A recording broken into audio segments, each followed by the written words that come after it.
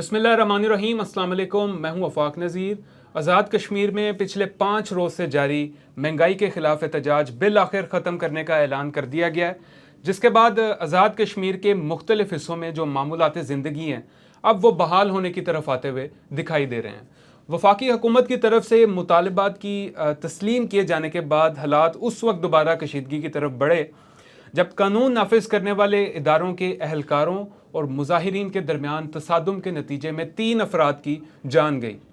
3 अफराद की जान जाने के बायस आज वादी भर में शटर डाउन हड़ताल की जा रही है। मुजफ्फराबाद के सरकारी और निजी तालीमी इदारे आज बंद रखे गए हैं। हुकूमत पाकिस्तान की जानिब से 23 अरब रुपये आज़ाद कश्मीर को देने का ऐलान किया गया, जिसके बाद वहाँ की जो मुकामी हुकूमत है उसने आटे और बिजली की कीमतों के नए नोटिफिकेशंस जारी किए गए, जिसमें कमी कर दी गई। आटे की कीमत में 1100 रुपये की कमी की गई है, जिसके बाद 1100 वाला जो थैला है, जो माफ़ कीजिएगा, जो 40 किलो वाला थैला है वो 3100 से कम होकर 2000 रुपये पर आ पहुँचा है। इसी तरह बिजली की कीमत में भी कमी की गई है। फ़ी यूनिट 3 रुपये कर दिया गया है। जो 100 यूनिट तक बिजली इस्तेमाल करेंगे, 100 से 300 यूनिट तक बिजली इस्तेमाल करने वाले सारिफिन के लिए यूनिट की कीमत 5 रुपये मुकर्रर की गई है। इसी तरह जो 300 से ज़ायद यूनिट इस्तेमाल करेंगे उनके लिए कीमत 6 रुपये मुकर्रर की गई है। अब बात कर लेते हैं कि इन हालातों वाक़यात का ज़िम्मेदार कौन है। तो बड़ा इसका सीधा सा जवाब है कि इन हालातों वाक़यात का ज़िम्मेदार वहाँ की मुकामी हुकूमत है। वो किस तरह? वो इस तरह 3 अफराद की वहाँ पर जान जाती है।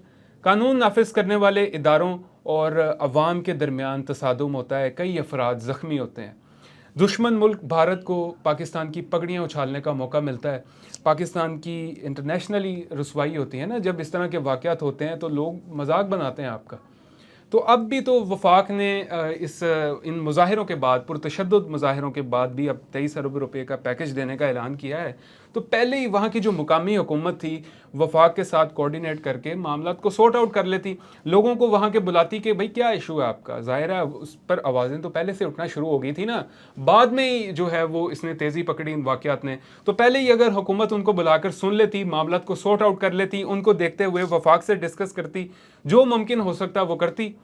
अब भी तो इन्होंने किया है ना, तो पहले कर लेते तो शायद हालात इन नहज के ऊपर ना आते। लेकिन ये बड़ा अनफॉर्चुनेट है कि हालात, पानी जब सर से गुजर गया तो उस वक्त क्या फ़ायदा। अब 3 लोगों की जान चली गई। पिछले 5 रोज़ से वहाँ पर जो मामूलात ज़िंदगी हैं वो डिस्टर्ब हैं, पुरतशद्दुद मुज़ाहरे हुए, कई लोग ज़ख्मी हो गए। तो उसका एज ए रिज़ल्ट क्या निकला? फिर अब भी तो आपने उनके मुतालबात को तस्लीम कर लिया ना, जो भी उन्होंने मुतालबे किए वो तस्लीम तो हो गए हैं। तो अगर इनको पहले कर लिया जाता तो शायद हालात इसने इसके ऊपर ना आते। बहरहाल ये बड़ा अनफॉर्चुनेट है। अब जो हो गया है उसको ठीक तो नहीं किया जा सकता, या इसको माजी से मिटाया तो नहीं जा सकता। अब सिर्फ ये किया जा सकता है कि आने वाले दिनों में इस तरह के वाक़यात से बचने के लिए ज़रूर मनसूबा साजी की जा सकती है। इस पर गौर करना चाहिए।